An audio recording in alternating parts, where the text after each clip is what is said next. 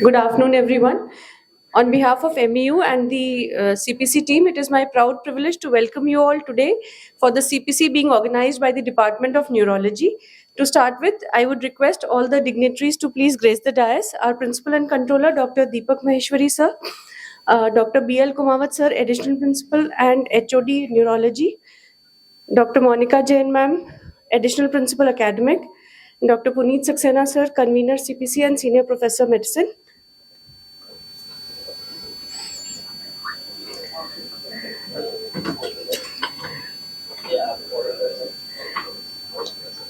Now I would request our convener CPC to please come up and start the proceedings. So, good afternoon, everybody, and welcome all for another edition of CPC. And it's very heartening to see full crowd over here. And thanks to the principal sir and the team, and Dr. Kumawat and his team, that at least I can see whole neurology department over here. So, welcome once again. So, we are moving on with the CPCs, and almost halfway down. We have done almost 15, 16 CPCs, and this number more to go. And as we all know that this is a very important activity, and we try to choose the best possible case which is rare and which is of interest to everybody and which can be published also. So that kind of case has to be taken, and I believe that as intricate is the neuronal network, the same intricacy we will find in the case presentation by Department of Neurology also today.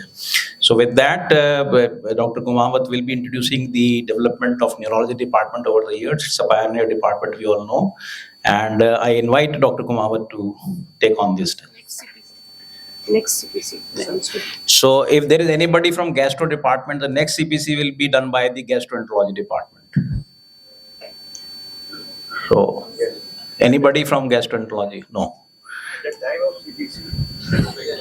So time of CPC also in the last college council meeting, it was discussed that we want to keep it around at 8 a.m.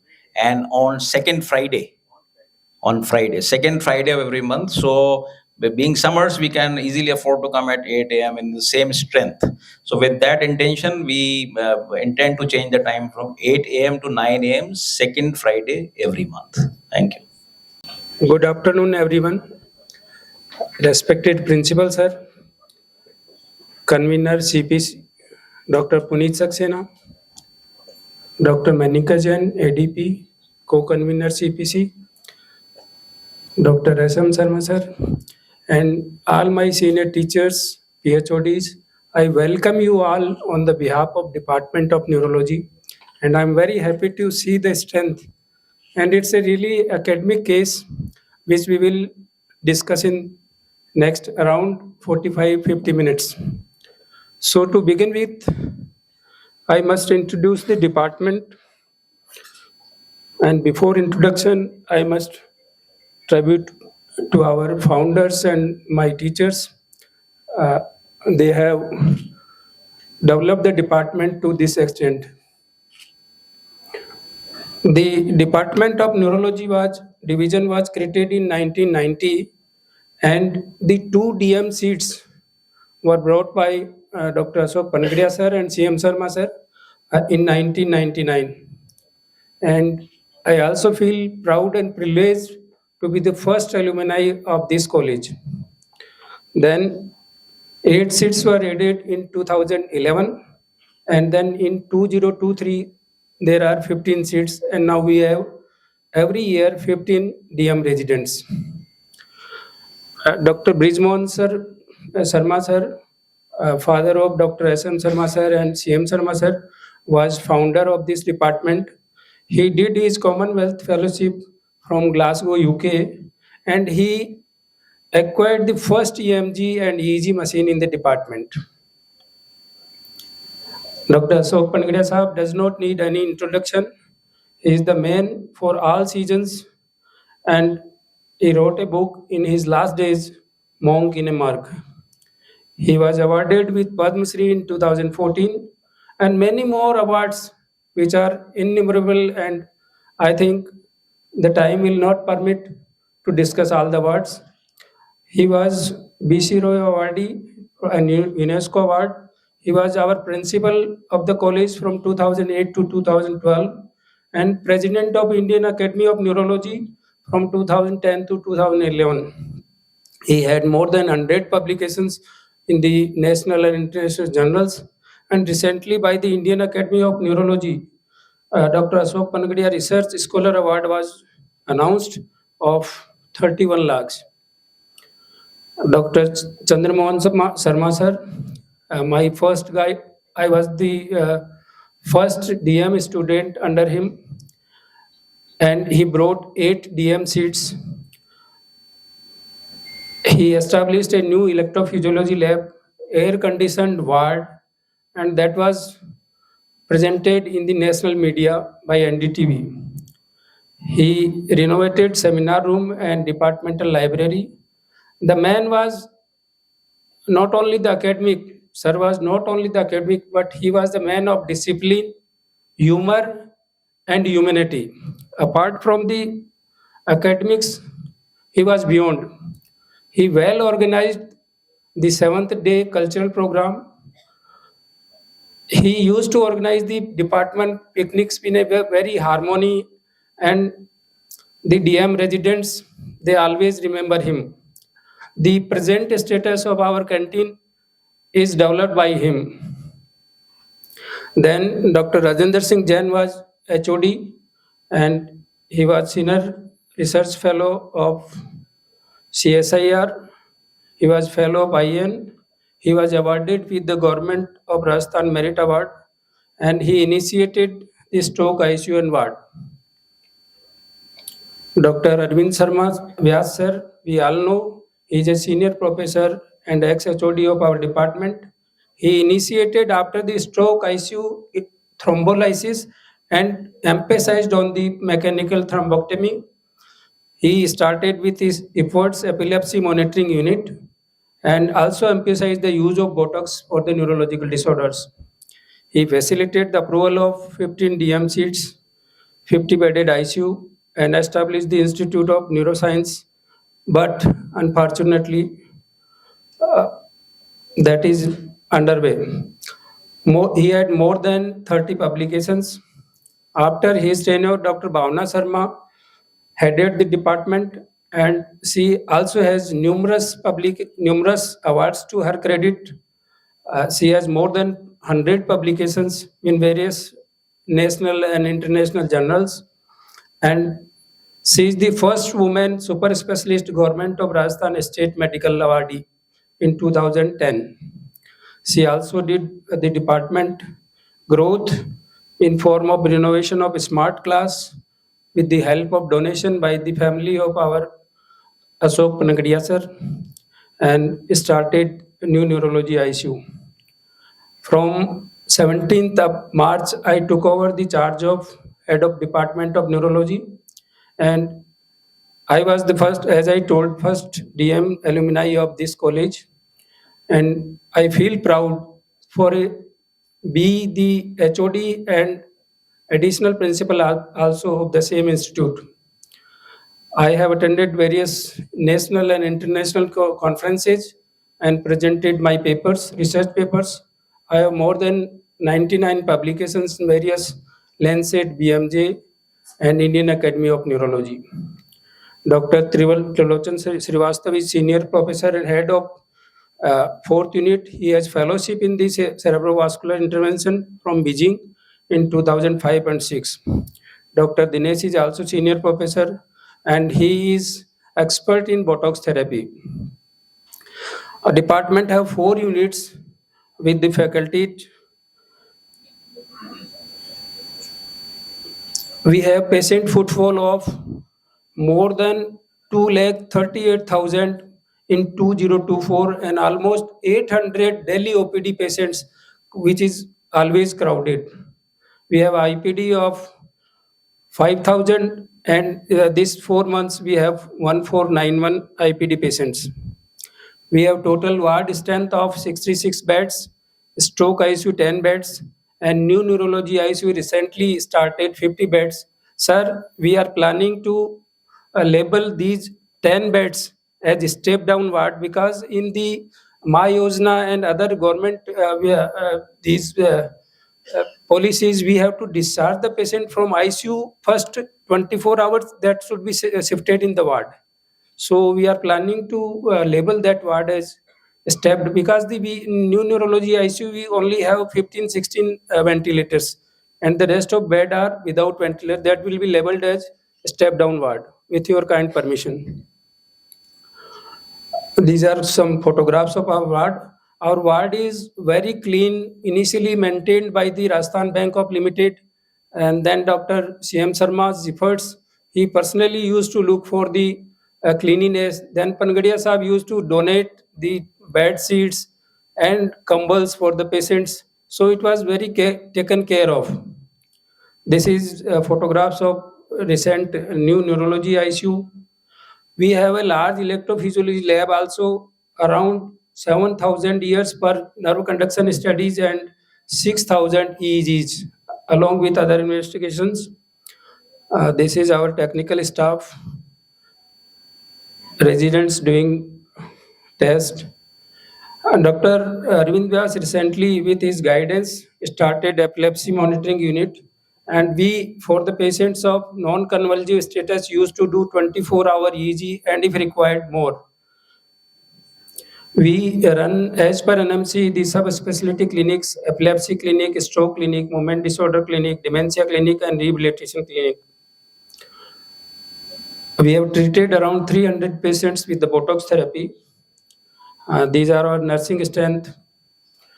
Sir, with your directions, Principal Sir, we have started admissions from the emergency, and now we are taking the emergency neurological patient directly from our emergency. There is 24 hours into 7 hours senior resident is present there, and especially for the stroke management, our door to needle time is 30 minutes, which is internationally accepted, and we have achieved that. We have done total thrombolysis around 180 and admitting the patients. Sir, this is our stroke ICU, and today all the 10 beds are filled. We follow the acute stroke protocol, and we are managing the patients of stroke. Dr. Trilochan is especially doing neurointervention. He has done DSA around 72, mechanical thrombectomy 31, ICA stenting 16, angioplasty 9. Sir, with the effort of Dr. Arvind Vyas in his HOD tenure, our DM residents start following the consultants of neurosurgery and our Dr. Trilochan Srivastava, and they are trained in DSA now. Everyone is doing by themselves. In the academics, we are running a 5-day per week teaching program with the case clinical presentation, seminars, and journal club. We have a smart classroom of capacity around 40 DM residents, and the department has contributed around 400 publications which are published in national and international journals. Conferences we have organized in 2005 as Indian Academy of Neurology Conference, and in 2026 under the chairmanship of Dr. Bhavna, she brought the conference, National Conference of Indian Academy of Neurology. Sir, I have joined since 2 months, and as per your directions and your wishes, sir told me at the time of joining that whatever the international standards you have to develop in the neurology department. Thank you, sir.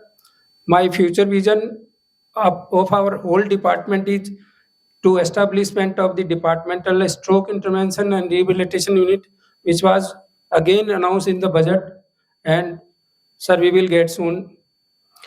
Then, sir, whatever the up to the level of RSRDC, everything was done for the Institute of Neuroscience and Ophthalmology with the efforts of neurosurgeon, HOD, and ophthalmology.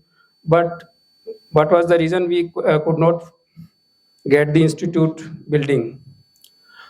We are planning for epilepsy surgery and deep brain stimulation also, and to establish the diagnostic test for the autoimmune disorders, so the whole Rajasthan patients can get the autoimmune profile from here.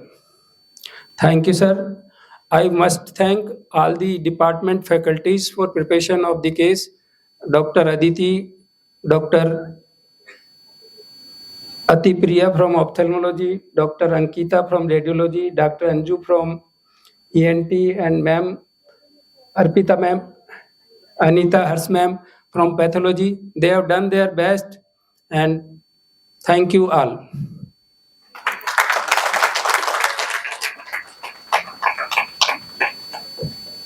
Thank you, sir. Uh, May I now request our principal, sir, to please address the gathering?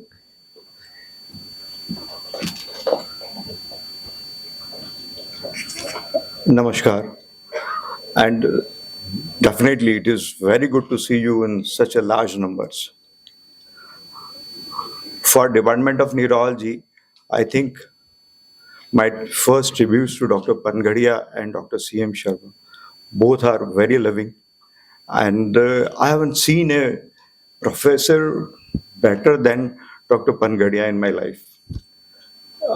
अभी तक मुझे उनकी classes याद आती हैं.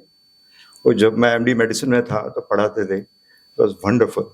It was a wonderful experience, and I really remember him always. And to present HOD, I am really thankful to you for listening to me. And number of emergency admissions should increase. This is my request. And one of your request is pending with me for new intervention lab, and I am sure that will be fulfilled within next few months. You will get a new intervention lab. And I am very proud to say one more thing, that our neurointerventionists are doing one of the maximum cases in the North India. Am I wrong?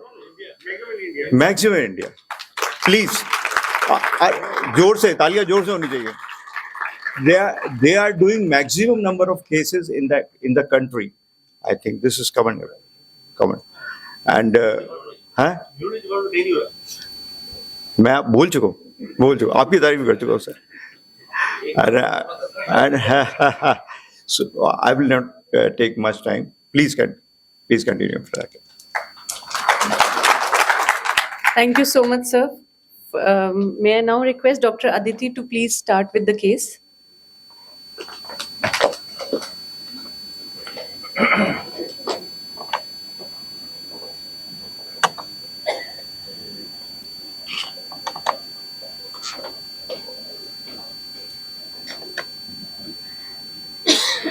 Good afternoon, everyone.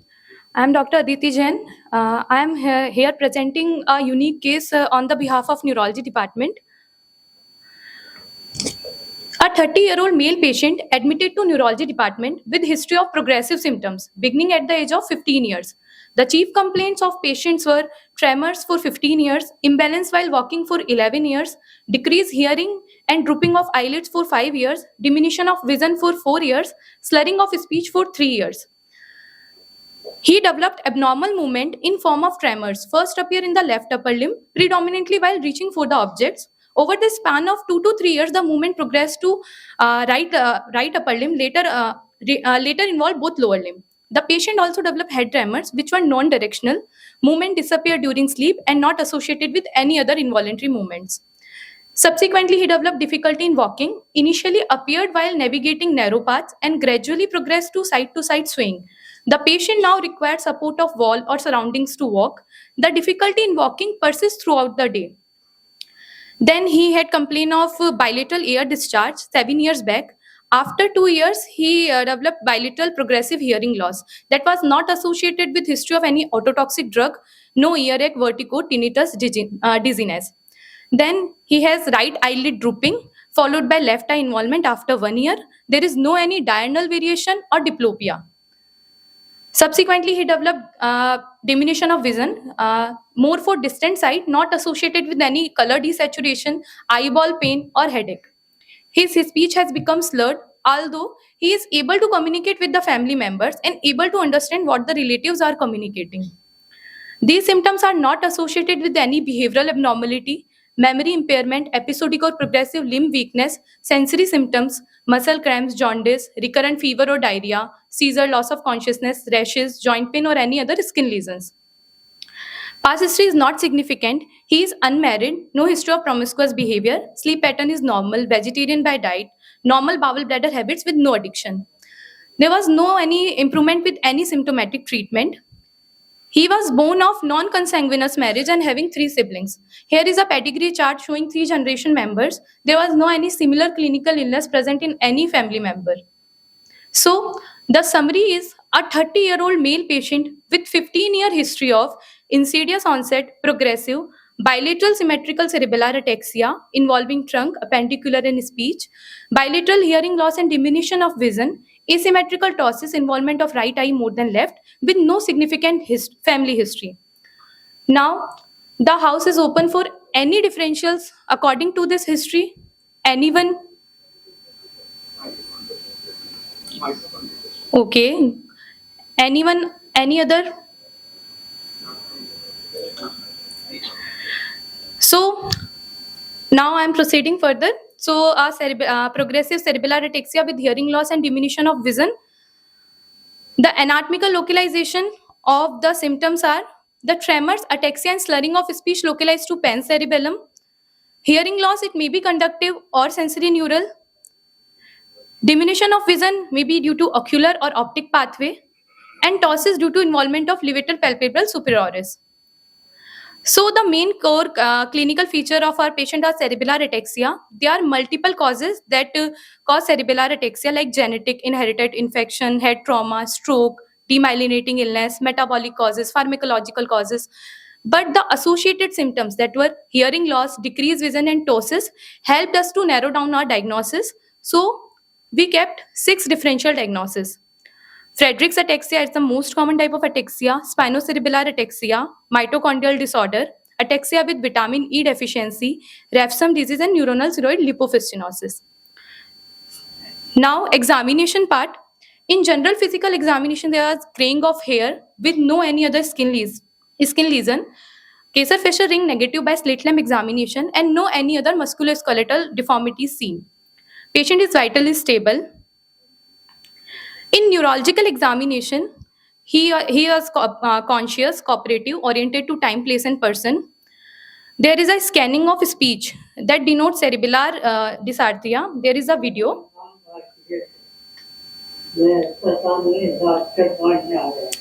So the video demonstrating the cerebellar speech, scanning of speech.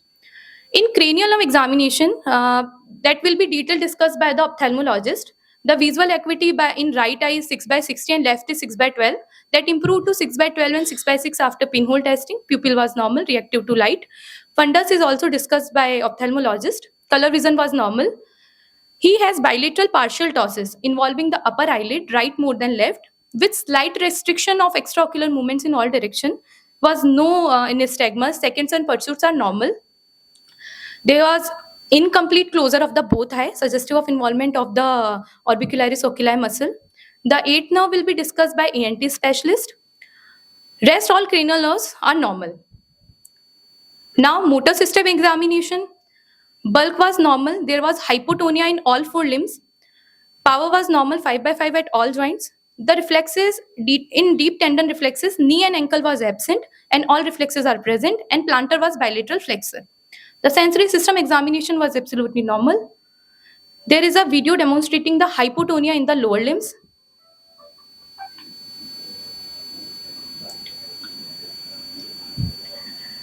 Now the coordination and the cerebellum part. The titubation was present.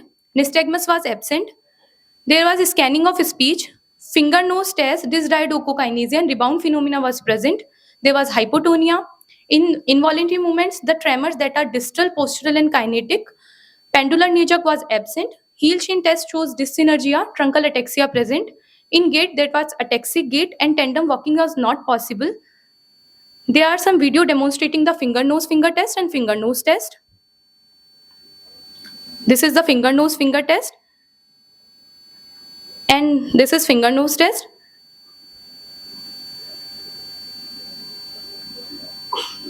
Now, dysdiadochokinesia.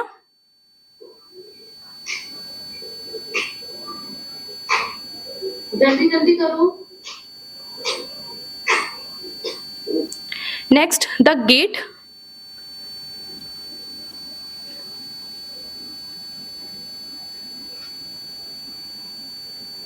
The gait is very much suggestive of ataxic type patient getting support of the wall for walking.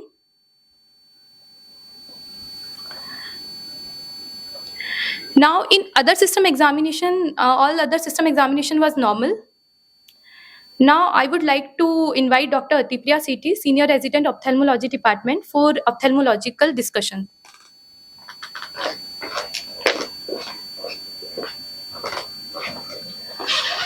A very good afternoon to everyone. Thank you, Aditi. Now, taking on the discussion forward, on ophthalmological examination, the position of eyeball was found to be orthophoric, that is, normally symmetrical and centralized in normal gaze. The ptosis was found in both the lids. Slightly restricted movements in all the gaze was found. Conjunctiva, cornea, and anterior chamber were found to be normal. Pupil was round, regular, reactive in both the eyes. Lens was clear in both the eyes. The uncorrected visual acuity in the right eye was 6/60, which was best corrected to 6/36 by minus 1.25 diopter sphere, minus 1.75 diopter cylinder at 45 degrees. While in the left eye, the uncorrected visual acuity was 6/24, which was best corrected to 6/12 parts by 0.0 diopter sphere, minus 1 diopter cylinder at 150 degrees. Tonometry was normal in both the eyes.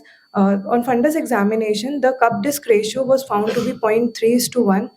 Foveal reflex was absent with diffuse chorioretinal atrophy present in the right eye, while in the left eye, the cup disc ratio was 0.3:1.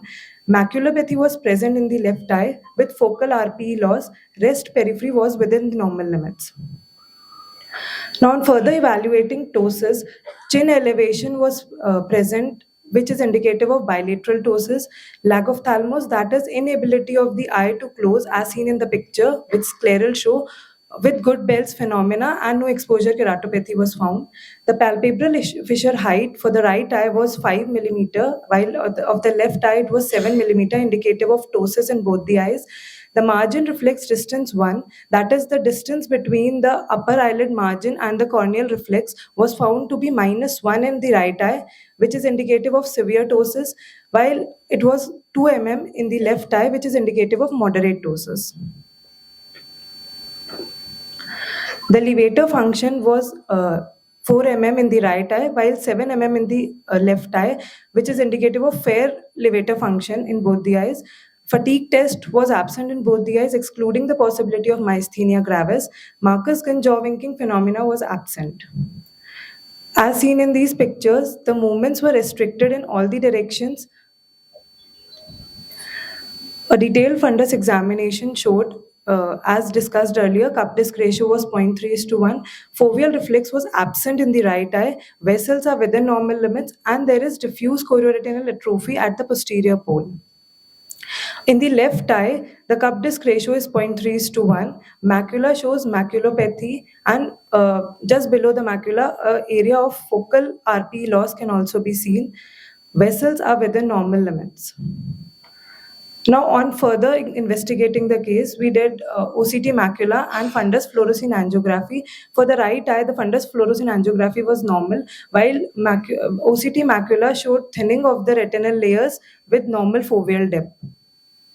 In the left eye, the OCT macula showed similar findings of normal foveal dip with thinning of the retinal membrane, but there is a hyperfluorescent patch just below the macula in the fundus fluorescein angiography, which is due to the window defect found due to the focal RPE loss. Then we further conducted OCT angiography, which showed normal foveal avascular zone in the right eye, while a distorted foveal avascular zone in the left eye.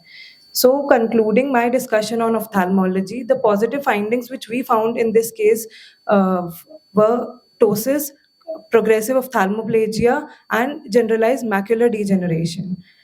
Now, I would like to request Dr. Anju from ENT department to take the discussion forward. Thank you.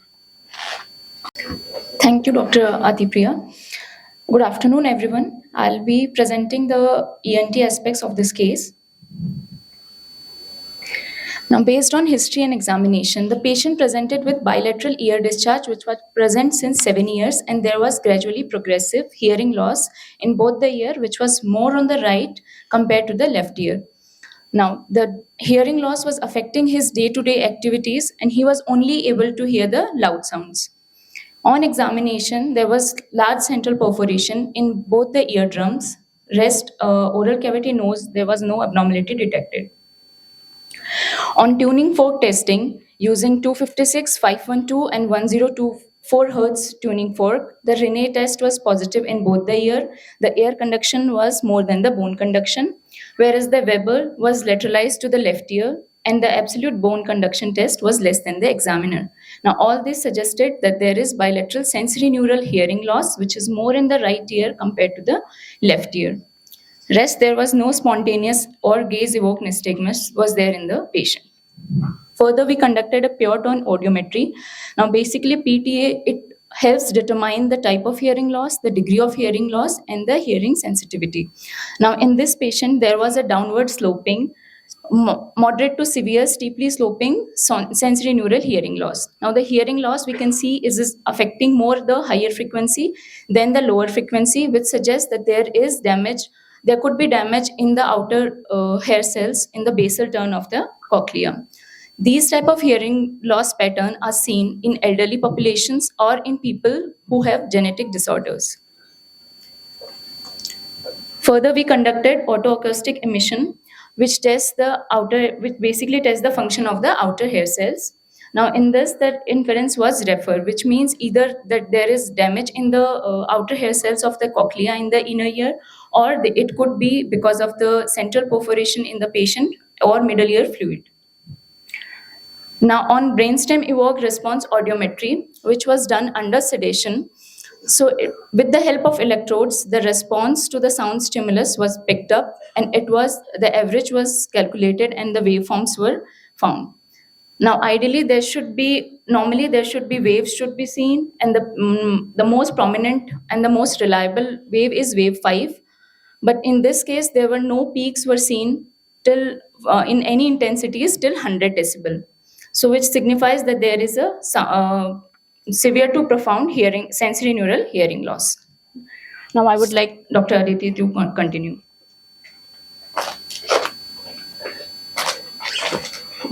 Thank you, Dr. Anju. Now, after the complete history and neurological examination, ENT and opthal examination, anyone with the diagnosis?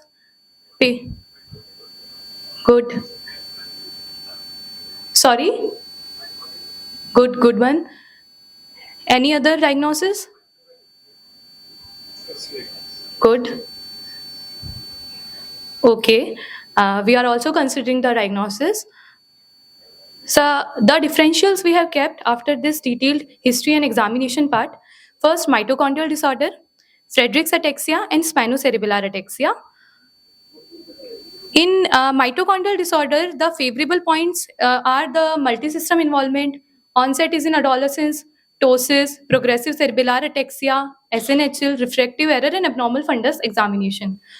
But the unfavorable points are no limb weakness, no positive family history, and there is no any seizure or encephalopathy. So in mitochondrial disorder, we choose these two syndromes that fit in our patient profile, Kearns-Sayre syndrome and Leak syndrome. As the age of onset, ptosis, vision loss, and hearing loss may more favorable to our cases. Progressive cerebellar ataxia can be seen in both syndromes, and inheritance is usually sporadic in KSS, and Leak syndrome, it may be sporadic or inherited. So these both diagnoses we kept as our differential in mitochondrial disorder. In Friedreich's ataxia, as it is a most common type of ataxia, the onset is less than 25 years of age.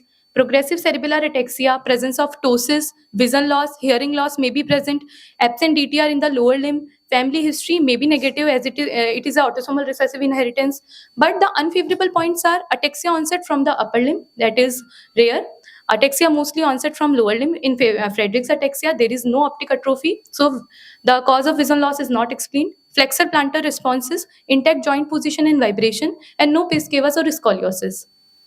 Now, spinocerebellar ataxia, as it is a chronic progressive cerebellar ataxia, adolescence onset, vision loss is common in SCA 7 and sensorineural hearing loss is common in SCA 36. So we considered these both SCA.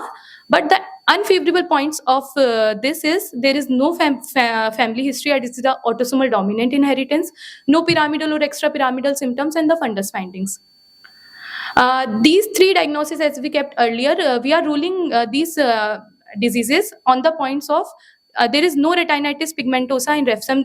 In Refsum disease, in this patient there is no retinitis pigmentosa, so no vision loss in the night, no ichthyosis, anosmia, and sensory examination was normal. In AVD, ataxia with vitamin E deficiency, plantar was extensor plantar, no loss of proprioception vibration, no scoliosis pes cavus, or no gastrointestinal symptoms. In neuronal ceroid lipofuscinosis, patient usually present with cognitive impairment, spasticity, and seizure. That was absent in our patient. So now we will proceed to investigation part. In investigations, the routine blood investigations was normal. Random blood sugar is 132. For ruling out the Wilson disease, urinary copper and serum ceruloplasmin was normal. Arterial serum lactate was 2.9, that was raised. CSF shows albuminocytological dissociation, protein was 136. VP was prolonged in both eye. ANS testing, NCS and EMG was normal. ECG show normal sinus rhythm with left axis deviation with right bundle branch block and LAFB. 2D echo and 24-hour Holter was normal and X-ray was normal. Now I would like to invite Dr. Ankita Gupta ma'am, Assistant Professor Radio Diagnosis, for further radiological discussion. Thank you so much, Aditi. Very good afternoon to everyone present here. CT brain and MRI brain and spine were done for this patient. On NCCT axial scans, we can see that there were hypodensities predominantly in the subcortical and the deep white matter of bilateral frontal as well as parieto-occipital lobes. There was hypodensity in bilateral globi pallidi and hypodensity in the bilateral middle cerebellar peduncles. On axial MRI of T2 weighted images, we can see that there was hyperintensities in the subcortical and deep white matter of bilateral frontal lobes. Similar appearances were also seen in bilateral parietal and occipitotemporal lobes. Hyperintensity was also seen in, which was very mild, in the bilateral head of caudate nuclei, in the putamen, and very hyperintense areas were seen in the globus pallidus, which was giving a split-like appearance. There were also mildly hyperintense posterior limbs of internal capsule bilaterally and bilateral thalami. There was hyperintensity in the tegmentum of the midbrain, in the bilateral cerebral peduncles, in bilateral middle cerebellar peduncles, in the dentate nuclei, dorsal brainstem, giving the cavitating appearance, subtle hyperintensities in the ventral pons, and in bilateral inferior cerebellar peduncles. On FLAIR images, we can see that all these areas were hyperintense, specifically the area in the left frontal lobe, which was cavitating on T2 weighted images. It was showing partial suppression on FLAIR. On the sagittal T2 weighted images, there was hyperintensity in the body of the corpus callosum, in the splenium of corpus callosum. Along with that, there was atrophy of the cerebellum, there was diffuse atrophy of the bilateral cerebral hemispheres, and there was atrophy of the midbrain. On axial T1 weighted images, all these areas were hypointense, and there was no post-contrast enhancement in these areas. On diffusion weighted images, we can see that there was this typical corticomedullary hyperintensity on the DWI images, which was showing subtle hypointensity on the ADC images, suggesting mild diffusion restriction. And these hyperintensities were also seen in bilateral globi pallidi, in the dorsal brainstem. And on SWI weighted images, we can also see blooming within the bilateral lentiform nuclei, in the thalami, and in the substantia nigra, along with blooming in the bilateral dentate nuclei. On MRS, we can see that there was mild lactate peak within the white matter changes in the left frontal lobe. On CSF MRS, we could not see any lactate.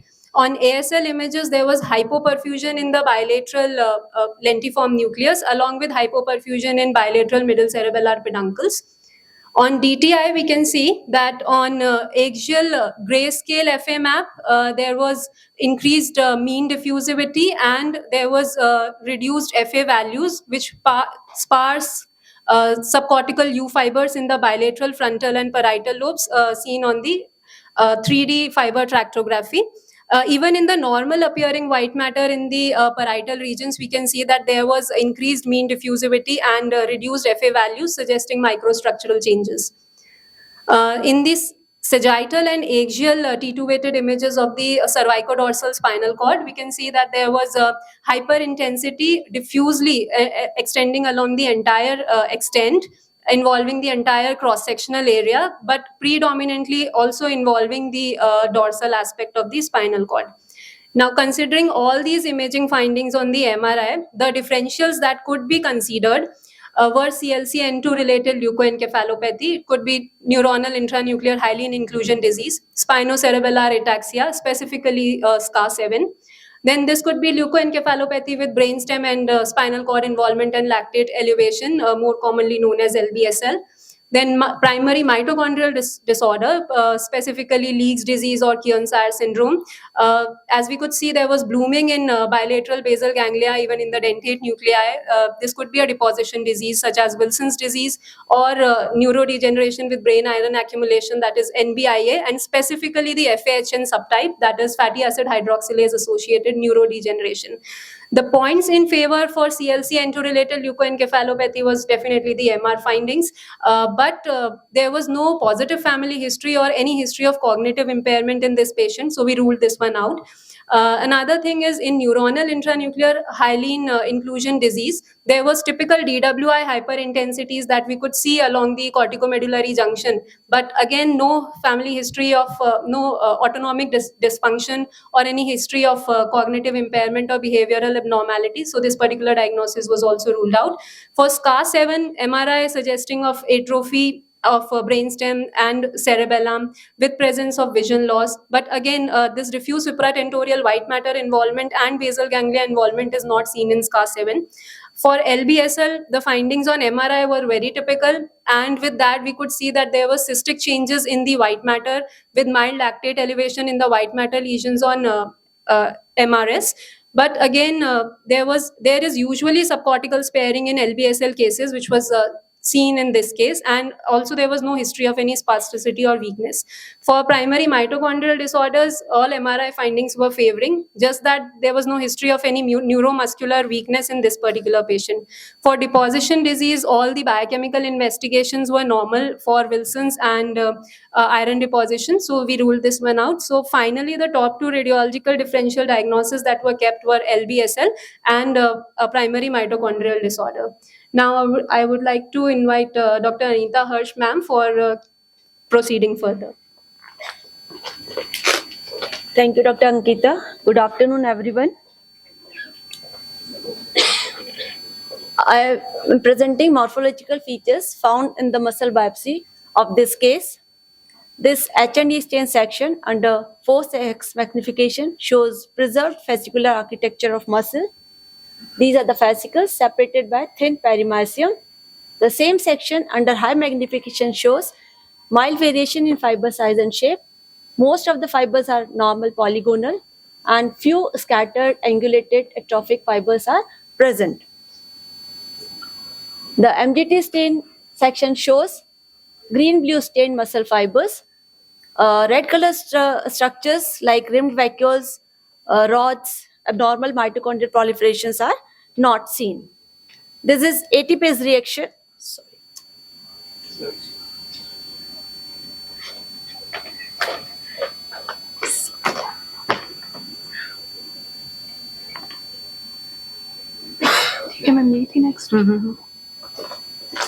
This ATPase reaction shows checkerboard pattern of black and white fibers. These are type 1 white fibers and these are type 2 dark fibers. This is a normal finding. So in previous sections, no structural abnormalities suggestive of any specific myopathy are seen. The sections were subjected to oxidative stains. NADH oxidative stain shows blue-gray stained type 1 dark and type 2 light fibers. And similar staining pattern is seen in SDH stain. These both stains do not show any structural and architectural abnormalities.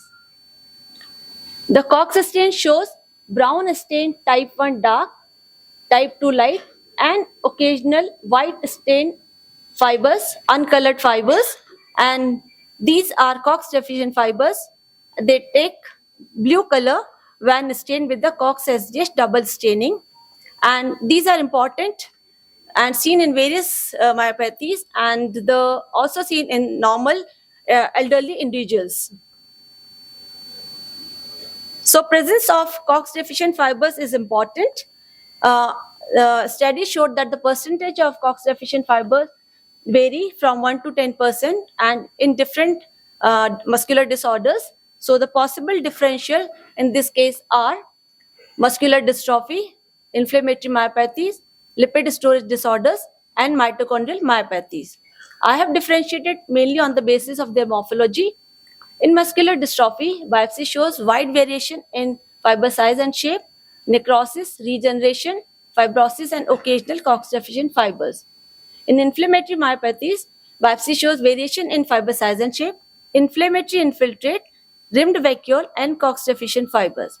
The lipid storage disorders in biopsy show vacuolated muscle fibers, lipid droplets in fat stains, and mitochondrial proliferation seen as red granularity in MGT stain.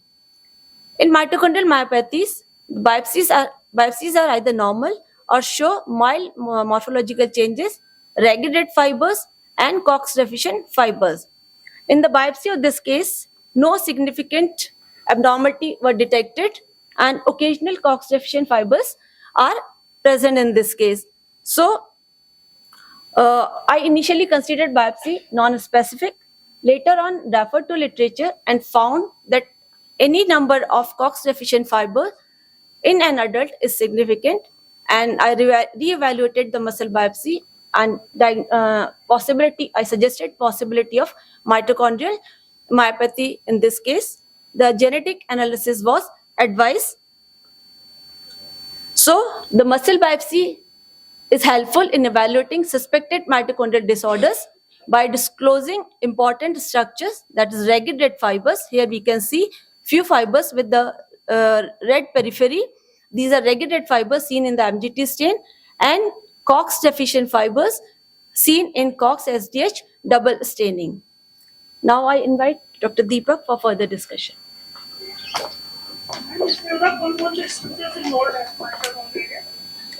So the mitochondria, they have taken this red color stain in MGT stain. The mitochondria are involved. Mainly,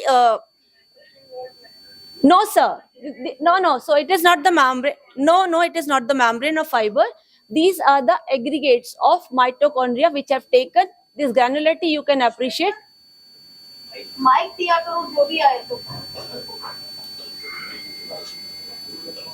There there is also abnormal distribution of mitochondria. So they are present near the periphery as well as in the sarcoplasm, and that has given red staining.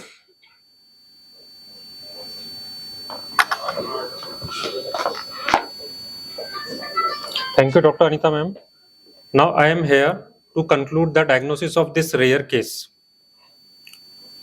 So now we are left with only 3 differential diagnoses. First, mitochondrial disorder, maybe KSS or maybe Lee, CLCN2 related leukoencephalopathy, and third, LBSL. So we can see that in LBSL, the clinical features are not commonly found, like ptosis, vision loss, sensory neural hearing loss, and cardiac abnormalities.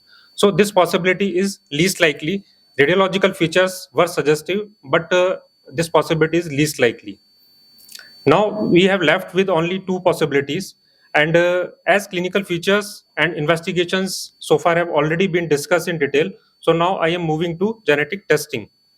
We have done enhanced whole exome and mitochondrial genome sequencing, and results showed likely pathogenic gene positive MTTL1 with heteroplasmic zygosity and mitochondrial inheritance. The disease suggested are Lee syndrome and Melas syndrome. Now we are comparing KSS versus LS. Yes, sir. Yes, sir. Yes, sir. Identity is not disclosed here. The patient here. You can see. Sir, identity is not showed in this slide, but we have report with us. अपने patient की अपने patient की अपने patient की है. Yes, sir. Yes. Same patient that has been presented the same report the same patient. So, while comparing KSS versus Lee syndrome, the cardiac involvement, diffuse white matter changes on MRI, and fundus findings are favorable for KSS, but genetic testing is positive for Lee syndrome. So, this case is a classical example of genotypic and phenotypic variability. So, we kept final diagnosis mitochondrial disorder, but due to this genotypic and phenotypic variability, we reviewing the literature, and after searching, we found a broad term, that is single large scale mitochondrial DNA deletion syndromes, which has overlapping clinical phenotypes including KSS, KSS spectrum, Pearson syndrome, CPO, CPO plus, and Lee syndrome. The limitation in our case was that there were no direct analysis for large scale mitochondrial deletion was performed. So it is recommended to do long range PCR for mitochondrial DNA deletion duplication analysis. We decided to present this case because of some multiple unique features of this case, like atypical presentation of cerebral ataxia, which is asymmetrical and upper limb onset. Second, the ptosis presented late, after 5 to 10 years of onset of illness. And third, patient had no seizures and encephalopathy, while in most common mitochondrial disorders, the presenting feature is encephalopathy and seizures. In our patient, fundus findings, maculopathy is present, but no pigmentary retinopathy is present, which is classical for mitochondrial. And muscle biopsy is also not very classical for mitochondrial disorder. And in last, there is significant genotypic and phenotypic variation in this case. So after reviewing the literature, we found 5 cases of this rare adult onset cerebellar ataxia of Leigh syndrome positive. So in Leigh syndrome, usually the onset is below 2 years of age. It is very rare to present with late onset. And most of the cases presented with sensorineural hearing loss, encephalopathy, and muscle involvement. While in our case, it is different, as is presented with predominantly cerebral ataxia and with MTTL1 gene positive. So the question arises when to suspect and how to diagnose a mitochondrial disorder. So the clinical clues are whenever there is multi-system involvement with involvement of high oxidative metabolic rate of organs like brain, muscle, heart, and eyes. When symptoms are suggestive of above mentioned organs involvement in various combinations or as a specific syndromes like MELAS, MRF, or PEO. When there is worsening of symptoms during a minor illness or any trauma, when there is combination of neuropathy and myopathy in same patient, and when there is suggestion for maternal inheritance pattern. For diagnosis, the tests required are biochemical tests including lactate, pyruvate, alanine, neuroimaging including MRI and MRS, muscle biopsy, and genetic testing. Now I am moving to treatment options. As there is no cure for mitochondrial disorders, treatment mainly symptomatic, supportive, and empiric. And mitochondrial cocktail regimes includes various combinations of vitamins and cofactors, which may be CoQ10, riboflavin, succinate, L-carnitine, lipoic acid, creatine, and vitamin C, E, and K. Some drugs aimed at stimulating mitochondrial biogenesis means increasing the number of new mitochondria. Enzyme and metabolic replacement are useful for some disorders. And next, the genetic counseling should be made available for each patient and family members. However, the prenatal sampling is not suggestive of mitochondrial disorder sometimes because the mutated DNA is not in adequate numbers in prenatal choriones villus biopsy samples due to the heteroplasmic mitotic segregation, which are characteristic feature of mitochondrial inheritance.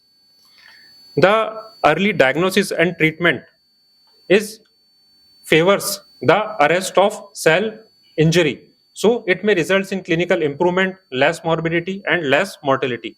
So take-home message is to suspect and to diagnose early mitochondrial disorder whenever there is seemingly unrelated, confusing multi-system involvement with no clear-cut etiology. Thank you. Good afternoon, everybody. Now, many people are leaving, so I'll keep the vote of thanks in a very short manner. Thank you all for coming here, because if the audience is missing, any of the CPC preparation goes waste. So, big round of applause for CPC team, Department of Neurology for excellent case presentation, because it was one of its kind, a unique case. Although there is no treatment and somebody in the audience में फायदा क्या हुआ, treatment तो कुछ है नहीं, मगर diagnosis अपने आप में एक बहुत बड़ी उपलब्धि होती है. और इसके अलावा if you want to see the acumen, academic acumen of our institution, you will find that each department is doing the flying color job. कभी भी किसी डिपार्टमेंट में इतना अच्छा काम सिर्फ यही SMS में ही होता है. So that is a commendable job everybody is doing. Keep doing this job, and please do remember next time we have to meet at 8 o'clock Friday, and that is second Friday. Thank you all, and a kachori and a cup of tea is waiting outside. Thank you all.